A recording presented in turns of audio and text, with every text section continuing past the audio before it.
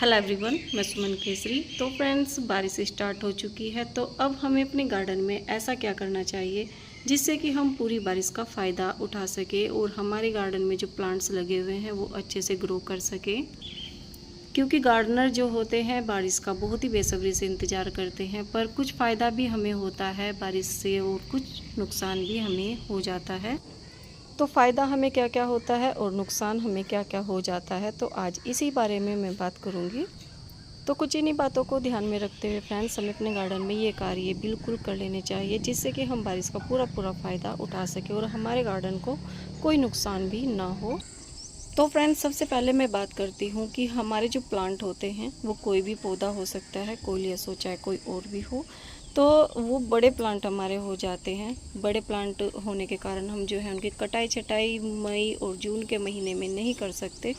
तो इसलिए हमें जो है बारिश का इंतज़ार रहता है जुलाई के महीने का। जुलाई के महीने में बारिश अच्छे से होने लगती है, उसमें नमी बनी रहती है। तो इसलिए हमारे जो प्लांट होते हैं हम उनकी कटाई छटाई जुलाई अगस्त के महीने में आसानी से कर सकते हैं। जुलाई का महीना बहुत अच्छा रहता है कटाई छटाई करने का, उनको पौधों को एक शेप देने का। तो आप जुलाई के महीने में ये कार्य बिल्कुल कर सकते हो अपने गार्डन में। आपके गार्डन में जो प्लांट हैं बड़े हो जाते हैं, उनकी कटाई छटाई आप कर सकते हो, जिससे आपका पौधा एक नई ग्रोथ करेगा और नई नई ब्रांचेस निकालेगा। कटाई छटाई हम इसीलिए करते हैं जिससे कि हमारा पौधा अच्छे से ग्रो करे, अच्छा देखने में लगे और हैवी और बुशी भी बन सके, जैसे कि यहाँ पर प्लांट्स बने हुए हैं। तो ये फ़ायदा होता है कटाई छटाई करने का। अब बात करते हैं फ्रेंड्स यहाँ पर जुलाई के महीने में दूसरे कार्य की, कि अब हमें जुलाई के महीने में दूसरा कार्य क्या करना चाहिए। कि हम दूसरा जो कार्य है फ्रेंड्स, उसमें हम लगा सकते हैं पौधों की कटिंग। दूसरा कार्य फ्रेंड्स कटिंग लगाने का है। प्लांट्स, अगर आपके पास एक प्लांट है, आप अपने एक पौधे से अनेकों प्लांट बनाना चाहते हो या आप कहीं और से प्लांट की कटिंग लेकर आते हो, तो फ़िलहाल उसकी कटिंग को ग्रो करने का बहुत ही अच्छा टाइम है। आप उनकी कटिंग बिल्कुल ग्रो कर सकते हो। किसी भी प्लांट की कटिंग लगा सकते हो, हार्ड प्लांट हो चाहे सॉफ्ट प्लांट हो। तो उनकी पौधों की कटिंग आप लगाते रहें और अपने गार्डन में एक पौधे से अनेकों प्लांट बनाते रहें। तो ये कार्य भी आप कर सकते हो। तो फ्रेंड्स, अब आगे की ओर चलते हैं, तीसरे काम की ओर। तो फ्रेंड्स, तीसरा कार्य जो होता है हमें अपने गार्डन में जुलाई के महीने में करने का, जैसे कि हमारे प्लांट, हमने यहाँ पर गुड़हल का पौधा जो ग्रो किया हुआ है, गुड़हल के पौधे जो हैं अपनी रूट बॉन्ड 1 साल में हमें इनको रिपोर्ट करना होता है। तो रूट बॉन्ड ये 1 साल के अंदर अपनी कर लेते हैं। तो हमें अपने गार्डन में जो ऐसे प्लांट होते हैं हमारे पॉट के अंदर, हम उनको ग्रो करते हैं, तो उनकी रिपोर्टिंग बिल्कुल कर लेनी चाहिए। रिपोर्टिंग करने का बहुत ही अच्छा टाइम है। फ़िलहाल हमें रिपोर्टिंग अपने गार्डन में पौधों की करनी चाहिए।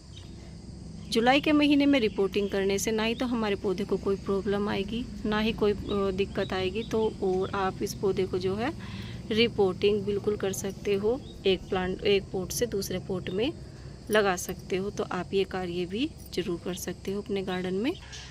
और फ्रेंड्स, हमारे गार्डन में हम जो प्लांट्स लेकर आते हैं, कुछ ऐसे भी प्लांट हम अपने गार्डन में ऐड कर लेते हैं जिससे जिन पौधों को बारिश से प्रॉब्लम होती ही होती है। तो जैसे कि यहाँ पर है कैक्टस। कैक्टस प्लांट जो होते हैं और सकुलेंट प्लांट जो होते हैं बारिश में ख़राब हो जाते हैं। इनको जो है हमें बारिश से बचा कर रखना चाहिए।